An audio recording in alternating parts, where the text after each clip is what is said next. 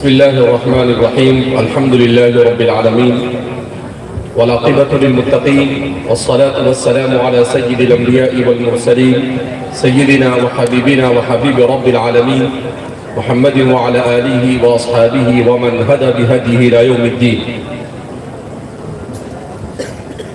قال الله تبارك وتعالى في كتابه المجيد والفرقان الحميد: فأعوذ بالله من الشيطان الرجيم. بسم الله الرحمن الرحيم. ولو أن قرآنا سيرت به الجبال أو قطعت الأرض. وقال النبي صلى الله عليه وسلم: القرآن حبل الله المتين، او كما قال صلی اللہ علیہ وسلم.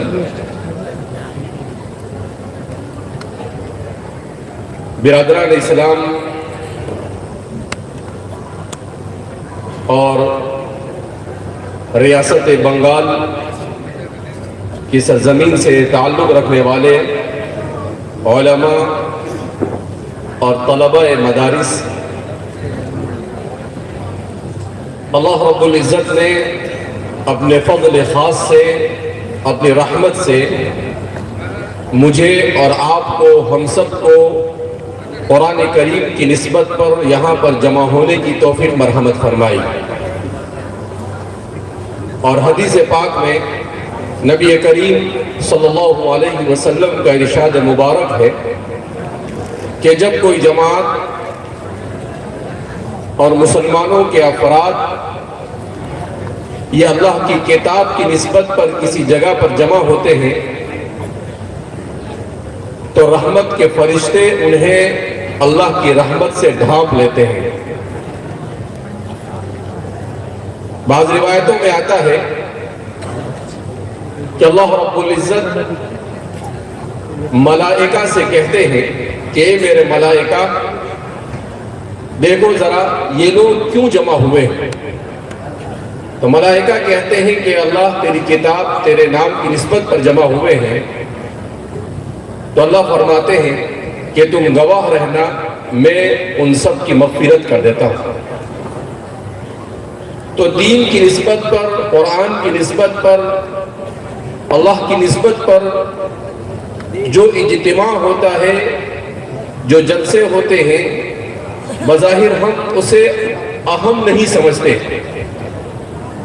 لیکن اس کا اندازہ احادیث مبارکہ میں بیان کردہ ان فضائل سے ہوتا ہے. اور انسان کو مرنے کے بعد اس کا علم ہوگا. ہو سکتا ہے ہم میں سے بہت سارے ایسے ہوں کہ اللہ رب العزت اسی طرح کی کسی مجلس کی برکت سے ہماری مغفرت کا فیصلہ فرما دے. اسی لیے حدیث پاک میں رسول اللہ صلی اللہ علیہ وسلم نے ارشاد فرمایا: لا تحقرن من المعروف شیئا، کہ بھلائی اور نیکی کے کسی بھی کام کو تم حقیر مت سمجھو. جو بھی کام تمہیں ایسا محسوس ہو کہ یہ بھلائی کا ہے، اچھا ہے اور بہتری اور نیکی کا ہے، تمہیں موقع ملے تم ضرور اسے کر گزرو. اس لیے کہ ہو سکتا ہے کہ وہی چھوٹا سا کام اللہ کو پسند آ جائے اور اللہ رب العزت کل قیامت کے دن انسان کی اس کی بنیاد پر مغفرت کر دے. جیسا کہ مشہور ہے کہ ایک ایسی عورت جو فاحشہ ہے مگر اللہ کی مخلوق کتے کو وہ پانی پلاتی ہے، اللہ رب العزت اس کے گناہوں کو معاف کر کر اسے جنت میں داخل کر دیتے ہیں.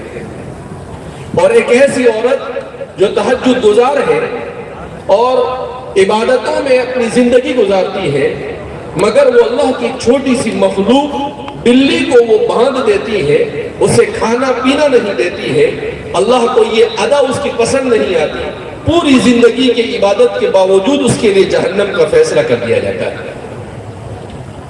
تو کہنے کے لیے چھوٹا سا عمل، اس نے انسان کے ساتھ ظلم نہیں کیا، اللہ کی جاندار مخلوق کے ساتھ ظلم کیا.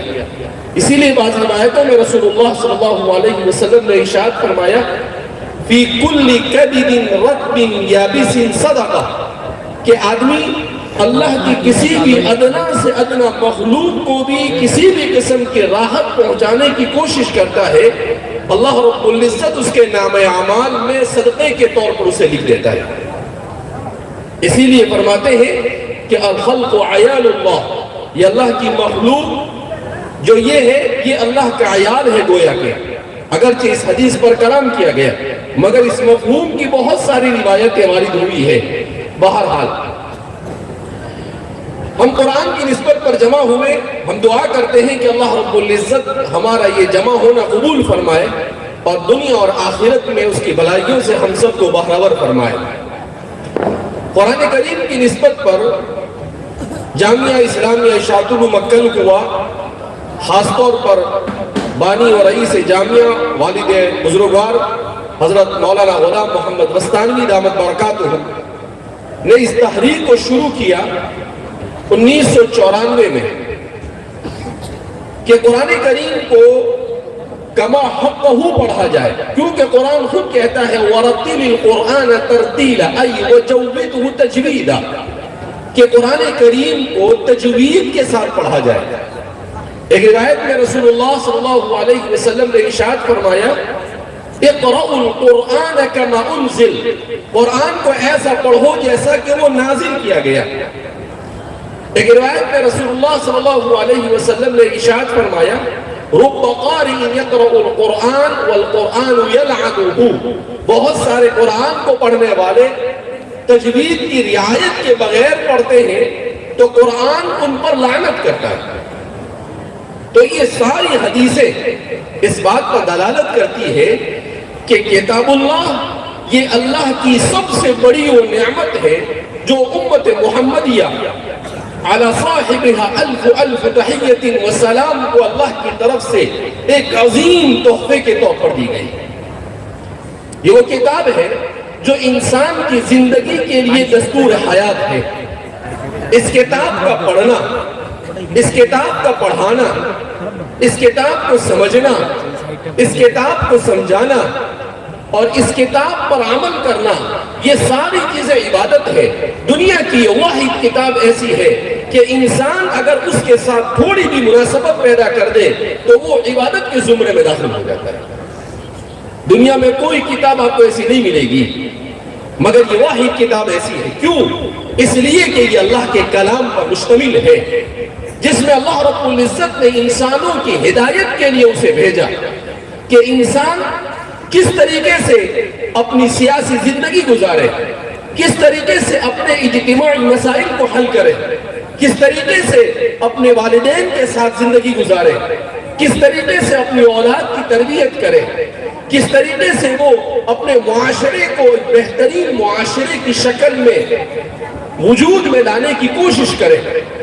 انسانی زندگی کے تمام مسائل کا حل اگر صحیح معنی میں بغیر کسی کمی زیادتی یا افراط اور تفریط کے کسی کتاب نے انسان کو بیان کیا ہو تو قرآن خود کہتا ہے تبیانا لکل شیء، کہ انسان کو پیش آنے والے تمام مسائل کا حل پیش کرتی ہے۔ یہ دنیا کی واحد کتاب ہے جو 1400 سال سے انسانی معاشرے کی رہنمائی کر رہی ہے اور قیامت تک ابھی بھی اور بھی صدیاں آئیں گی تب بھی رہنمائی کرے گی۔ جبکہ دنیا میں اگر کوئی قانون بنایا جاتا ہے اس قانون کی کتاب 25، 50، 100، 200 سال کے بعد اس کو نئے قانون میں تبدیل کرنا پڑتا ہے، مگر اللہ نے اس کتاب کو ایسا نازل کیا کہ ہر زمانے کے مسائل کو، ہر قسم کے انسانوں کے مسائل کو اس میں اس طرح سے بیان کر دیا گیا کہ وہ ہر مسئلے کو اس میں اپنے مسئلے کو پا سکتا ہے۔ چھوٹا سے چھوٹا مسئلہ بھی اور بڑا سے بڑا مسئلہ بھی، ظاہری اور باطنی بھی، ہر قسم کے مسائل۔ اس لیے اس کتاب کے ساتھ منسلک ہونا یہ انسان کے لیے سب سے بڑی سعادت ہے، انسان کے لیے سب سے بڑی نیک بختی ہے۔ تو ہم لوگ چونکہ ہندوستان سے تعلق رکھتے ہیں اور ہندوستان ایک عجمی ملک ہے، عرب سے دور ہے، یہاں پر مختلف زبانیں بولی جاتی ہیں۔ ہمارے ملک ہندوستان میں تقریباً 265 زبانیں بولی جاتی ہیں۔ تو اتنی ساری زبانوں کے بولنے والے، ظاہر سی بات ہے ان کے لیے قرآن کریم کی تلاوت کرنا اور قرآن کو یاد کرنا بہت بڑا چیلنج ہے، وہ آسانی سے یاد نہیں کر سکتے۔ ہم دیکھتے ہیں ہمارے ہر صوبے میں جو زبان ہوتی ہے اس زبان میں بعض الفاظ ایسے ہوتے ہیں کہ اس صوبے والے اس لفظ کو ادا ہی نہیں کر سکتے۔ جیسے ہمارے آسام والے ہیں، وہ چا کو ادا نہیں کر سکتے، ان کو کہو چاول تو وہ بولیں گے ساول، ان کو بولو مچھلی تو وہ بولیں گے موسلی۔ ہمارے بنگال والے یہ الف کو ادا نہیں کر سکتے ہیں، ان کو الف کو وہ واو میں تبدیل کر دیتے ہیں، واو مجہول کے اندر میں۔ ہمارے گجرات کی کمپنی ہے ٹاٹا اور راڑا کمپنی ہوتی ہے، ان سے تا ادا نہیں ہوتا ہے، را ادا نہیں ہوتا ہے۔ حیدرآباد کے جو لوگ ہوتے ہیں ان سے قاف ادا نہیں ہوتا ہے۔ عبد القدیر بولنا ہے تو بولیں گے عبد الخدیر، ارے بھائی قدیر نہیں ہے، خدیر نہیں ہے، قدیر ہے، لیکن وہ آپ 50 بار بھی بولیں گے تو بولے گا عبد الخدیر، وہ قاف کو خا ہی سے بدلے گا۔ مگر یہ سارے لوگ جب قرآن کو پڑھتے ہیں اور تجوید سے سیکھ کر پڑھتے ہیں تو اتنی بہترین ادائیگی سے پڑھتے ہیں کہ عرب خود حیران ہو جاتے ہیں کہ اللہ کی کتاب کو پڑھنے والے عجمی ہو ہی نہیں سکتے۔ یہ ہے اللہ کی کتاب کا معجزہ، یہ انسان کا کمال نہیں ہے، یہ کمال اس کتاب کا ہے کہ اس کتاب کو اللہ نے کہا وَلَقَدْ يَسَّرْنَا الْقُرْآنَ لِلذِّكْرِ فَهَلْ مِن مُدَّكِرٍ۔ ورنہ یہ ایسی کتاب ہے اس میں جو ضاد ہے، حرف ضاد، عربی زبان کو کہا جاتا ہے لغت الضاد، اس لیے کہ یہ ضاد جو ہے یہ صرف دنیا کی تمام زبانوں میں عربی زبان میں پایا جاتا ہے۔ آپ کہیں اردو میں بھی ہے، فارسی میں بھی ہے، وہ عربی سے چرایا ہوا ہے، تو یہ عربی زبان کی خصوصیت ہے اور اس کی ادائیگی سب سے زیادہ مشکل ہوتی ہے، وہ اتنی آسانی سے ادا نہیں ہوتا ہے، اس کا مخرج بھی ہمارے طلباء کو جلدی یاد نہیں ہوتا ہے کہ زبان کی نوک اور اوپر کے داڑوں کی جڑ، تو وہ بھی بہت مشکل۔ میں مکہ مکرمہ اور مدینہ منورہ جب آج سے تقریباً 20 سال پہلے دوسری یا تیسری مرتبہ گیا تو مسجد نبوی میں شیخ عبید اللہ لبغانی کر ایک شیخ تھے، وہ قرآن کریم پڑھاتے تھے، المقدمۃ الجزریہ، اور ہر قسم کے لوگ اور مدینہ کے بھی بہت سارے طلباء اور علماء ان کے پاس جا کر قرآن کریم ان کو سناتے تھے۔ وہ صبح میں قرآن سنتے تھے اور پھر ظہر کے بعد یا عصر کے بعد وہ المقدمۃ الجزریہ کا درس دیتے تھے۔ تو اتفاق سے میں بھی عربی سوم یا چہارم میں تھا اور مقدمۃ الجزریہ ہماری بھی چل رہی تھی، تو میں بھی ہمیشہ جب بھی جاتا تھا ان کو قرآن سناتا تھا، ان کو بہت اچھا لگتا تھا اور مجھے کہتے تھے کہ ہندوستان والے اتنا اچھا قرآن پڑھتے ہیں، بہت خوشی ہوتی ہے مجھے۔ ایک مرتبہ سبق کے دوران انہوں نے ایک سوال کیا، ایغن لماذا منصوب؟ مقدمۃ الجزریہ کے شروع میں آتا ہے ایک جگہ پر ایغن، تو سب بچوں کو پوچھنا شروع کیا، میں بیچ میں بیٹھا ہوا تھا، ادھر سے بڑی داڑھی والے طلباء تھے، سب عرب تھے، کوئی یمن کا، کوئی شام کا، مختلف عرب ممالک کے تھے، تو میرے پاس آئے نمبر، میں بولنے لگا تو مجھے کہا کہ یا ہندی، اس کو ہندی تم کو جواب نہیں دے رہا ہے۔ پھر اس کے بعد ادھر سے پوچھنا شروع کیا، ادھر سے بھی کوئی بتا نہیں سکا، جب کسی نے نہیں بتایا تو پھر مجھے آخر میں کہا کیا ہندی لماذا منصوب؟ تو میں نے کہا منصوب لأنه مفعول مطلق اصله آض ایغن، کہ یہ منصوب ہے اس لیے کہ مفعول مطلق ہے اور اس کی اصل ہے آض ایغن۔ تو پھر انہوں نے وہ جتنے بھی عرب طلباء تھے ان سب کو خوب غصہ ہوا، بولے تم ایک چلو میں پانی لو اور اس میں ڈوب کے مر جاؤ۔ کہا اتنی بڑی بڑی داڑیاں لے کے بڈھے ہو گئے، عرب گھرانوں میں پیدا ہوئے اور تم کو یہ نہیں معلوم ہے کہ عزت کیوں منصوب ہے؟ کہا کسی سے تم سے ذات بھی ادا نہیں ہوتا ہے، ذات بھی یہ صحیح ادا کرتا ہے۔ تو کہنے کا مطلب یہ ہے کہ یہ اللہ کی کتاب اتنی آسان، جو عربوں کے لیے بھی اتنی آسان نہیں ہے، مگر اللہ نے اس کتاب کو آسان کیا۔ کیوں؟ قرآن نے خود اعلان کیا وَلَقَدْ يَسَّرْنَا الْقُرْآنَ لِلذِّكْرِ فَهَلْ مِن مُدَّكِرٍ۔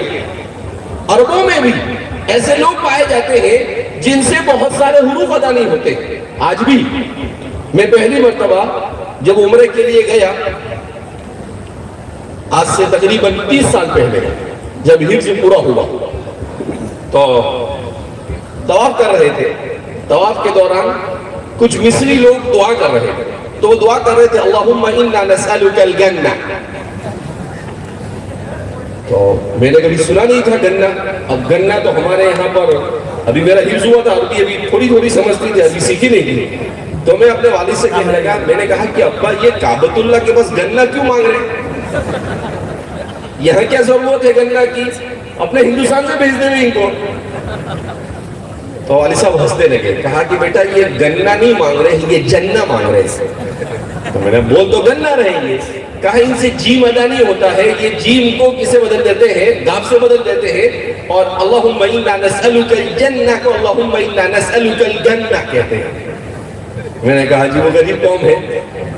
کچھ دنوں کے بعد ہم اسٹیشن پر گئے تو وہاں پر کچھ مصری آواز دیتے گدا گدا گدا گدا.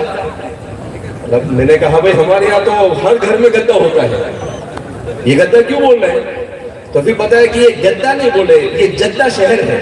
وہاں پر لے جانے والے پیسنجر کو اپنی طرف مائل کرنے کے لیے اعلان کر رہے ہیں جدہ جدہ, لیکن ان سے جیم ادا نہیں ہوتا ہے تو یہ گدا گدا کر رہے ہیں. مگر وہی لوگ جب قرآن کریم کو پڑھتے ہیں تو کوئی کہہ نہیں سکتا ہے کہ یہ مصری پڑھ رہا ہے یا یہ کوئی اور پڑھ رہا ہے. یہ اللہ کی کتاب ہے. تو اللہ رب العزت نے جس کو بھی اس کتاب کے ساتھ منسلک کیا اس کے لیے سعادت کی بات ہے. جس ادارے کو ہمارے والد صاحب ہمیشہ کہتے ہیں کہ میں نے جو کچھ کیا اللہ کی توفیق سے اور اللہ کی کتاب کی برکت سے کیا. مجھ سے اللہ نے جو بھی کام لیا وہ اس لیے کہ میں نے کتاب اللہ کو اپنی محنت کا میدان بنایا. میں نے یہ کوشش کی کہ قرآن کریم کو پڑھا جائے اچھی طرح سے, قرآن کریم کو سمجھا جائے اور قرآن کے پیغام پر عمل کیا جائے اور پوری کائنات کے ہر فرد تک اس کو پہنچانے کی کوشش کی جائے. تو اس لیے الحمدللہ اب تک کہ ہم ہندوستان کی تقریباً 15-17 ریاستوں کے 9 مسابقے میں شریک ہو گئے. پچھلے 10-11 دنوں کے اندر میں مسلسل سفر پر ہے. جنوب سے شمال, مغرب, مشرق, کوئی اسٹیٹ ہندوستان کا ابھی تک کے باقی نہیں بچا ہے. ہم سر کے ساتھ گھوم رہے ہیں. تو اس کا مقصد کیا ہے؟ اس کا مقصد یہی ہے کہ امت کو اللہ کی کتاب سے جوڑا جائے. اور میں نے سر سے کہا, ہماری سر سے ملاقات تو 10 سال پہلے ہوئی, مگر 1 سال 1.5 سال پہلے سر سے پکی دوستی ہوئی.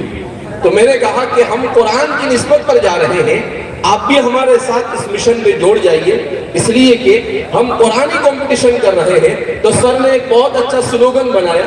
انہوں نے کہا مشن ایجوکیشن اینڈ قرآنی کمپٹیشن. تبھی میں نے کہا کہ بالکل ٹھیک ہے کہ امت کو اللہ کی کتاب سے جوڑا جائے اور امت کو تعلیم سے جوڑا جائے. اگر ان 2 چیزوں سے امت کو جوڑ دیا جائے تو یہ 2 پر کی طرح ہے, امت کو ترقی کر کہاں سے کہاں پہنچا سکتے ہیں. لہذا اسی مناسبت سے ہم یہاں پر بھی آئے ہیں کہ اللہ کے پیغام کے ساتھ حبل اللہ المتین, یہ اللہ کی رسی ہے قرآن, جس کا ایک سرا اللہ کے ہاتھ میں ہے, طرفہ بید اللہ, اور دوسرا سرا یہ اللہ کی مخلوق کے ہاتھ میں اللہ نے دیا. جو بھی اس کو پکڑ لے گا وہ سیدھا جنت میں پہنچ جائے گا. تو اس لیے ایک تو ہمیں اپنے آپ کو کتاب اللہ سے منسلک کرنے کی ضرورت ہے. دوسرے نمبر پر آج کے مسلمان کو سب سے زیادہ ضرورت جس چیز کی ہے وہ تعلیم کی. اب تعلیم 2 طرح کی ہے, ایک ہے دینی تعلیم اور دوسرا ہے ماڈرن ایجوکیشن, عصری تعلیم. دینی تعلیم تو الحمدللہ ہندوستان پوری دنیا میں اتھارٹی مانا جاتا ہے دینی تعلیم میں, کہ دین اسلام کی تعلیمات کو افراط اور تفریط سے پاک, شدت اور تساہل سے پاک. صحیح معنی میں اگر کسی نے دنیا کے کونے کونے تک پچھلے 100-150 سال میں پہنچانے اور امت کو سکھانے کا کام کیا ہے تو وہ ہندوستان اور بر صغیر کے علماء نے کیا الحمدللہ. اسی لیے اس کو ہندوستان کا خیر القرون کہا جاتا ہے.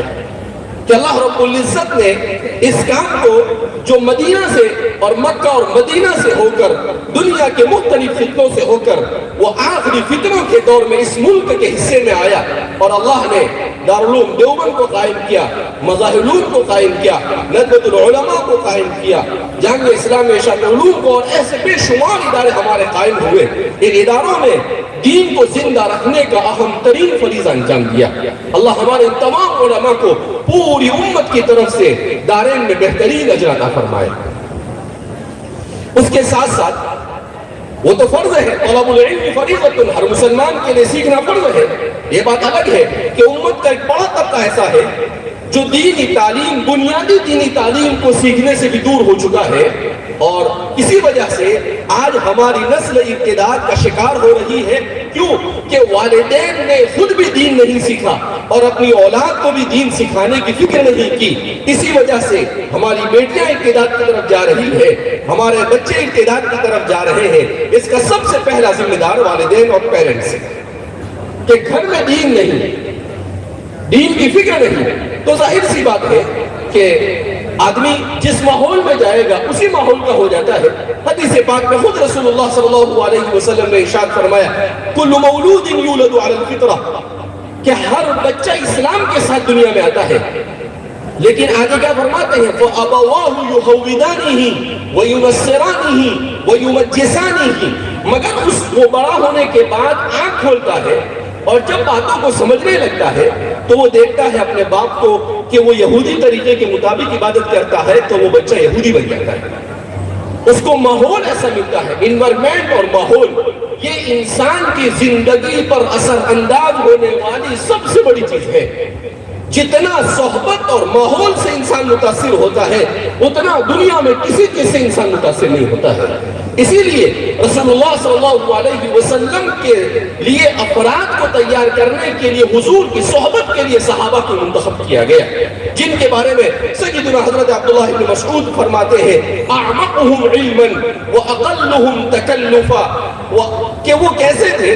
کہا وہ علم کے اعتبار سے بڑی گہرائی کے حامل تھے، بہت ڈیپ نالج تھا صحابہ کو، اور ان کے یہاں تکلفات نہیں تھے، بالکل سادگی کے ساتھ، البزازۃ من الاسلام، سادگی کے ساتھ دین زندگی گزارنے والے تھے، اور ان کے دل بڑے پاک اور صاف تھے۔ ابرہم قلوبا، کسی کے بارے میں کینہ اور کپٹ ان کے ذہن و دماغ میں کبھی نہیں ہوا کرتا تھا۔ اسی لیے اللہ رب العزت نے رسول اللہ صلی اللہ علیہ وسلم کی صحبت کے لیے انہیں منتخب کیا۔ فرماتے ہیں جب آدم علیہ السلام کی پشت سے اللہ نے عہد ارسطو کے موقع پر انسانوں کو نکالا تو اللہ نے نگاہ ڈالی کہ ان انسانوں میں سب سے بہترین دین والے کون ہیں، تو جو بہترین دل و دماغ کے مالک تھے ان کو نبوت کے لیے منتخب کیا۔ پھر نظر ڈالی تو اس کے بعد جو دوسرے نمبر پر اچھے دل و دماغ والے تھے اللہ نے انبیاء کی صحبت کے لیے انہیں منتخب کیا۔ تو یہ اللہ کی طرف سے انتخاب تھا۔ تو اس لیے ہمارے یہاں پر یہ جو لہر چلی ہے کہ ہمارے بچے فسق و فجور، ہمارے بچے یہ ڈرگس، اور ہمارے بچے موبائل ایڈکشن اور موبائل کی عادت کی طرف بڑھ رہے ہیں، اس کی سب سے بنیادی وجہ ماحول کا غلط ملنا۔ مسلمانوں نے آزادی کے بعد 70 سال میں اپنے تعلیمی ادارے قائم نہیں کیے۔ ظاہر سی بات ہے جب ہم نے اپنے تعلیمی ادارے نہیں قائم کیے تو ہائر ایجوکیشن کے لیے، تعلیم حاصل کرنے کے لیے ہمارے بچے کہاں گئے؟ غیروں کے ادارے میں گئے۔ جب وہاں گئے تو انہی چیزوں سے وہ متاثر ہو گئے۔